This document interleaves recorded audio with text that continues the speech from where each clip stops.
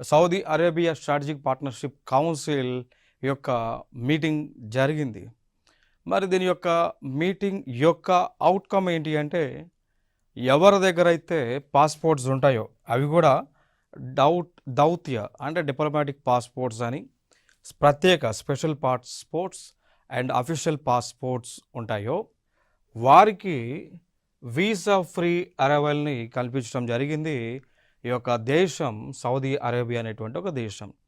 So ఫైనల్‌గా Saudi Arabia strategic partnership council యొక్క output ఏంటి అంటే, అవుట్‌కమ్ ఏంటి అంటే, ఎవరి దగ్గరైతే 3 రకాల పాస్‌పోర్ట్స్ ఉంటాయో దౌత్య passport, special passport and officers passports ఉంటాయో వారికి ఫ్రీ వీసా అరైవల్‌ని అందించడం జరిగింది.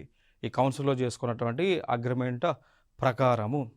సో దాంతోపాటు ఇంకొక అంశం ఏంటి అంటే, లైక్ దీంట్లో పాల్గొన్నటువంటి వ్యక్తులు మనం చూస్తే ఇండియా సైడ్ నుంచి ఇండియన్ అంబాసిడర్ అయినటువంటి సుహేల్ అజక్ ఖాన్ పాల్గొన్నారు. సౌదీ అరేబియా నుంచి సౌదీ డిప్యూటీ మినిస్టర్ అయిన అబ్దుల్ మజీద్ బిన్ రషీద్ అల్మారీ పాల్గొనడం జరిగింది.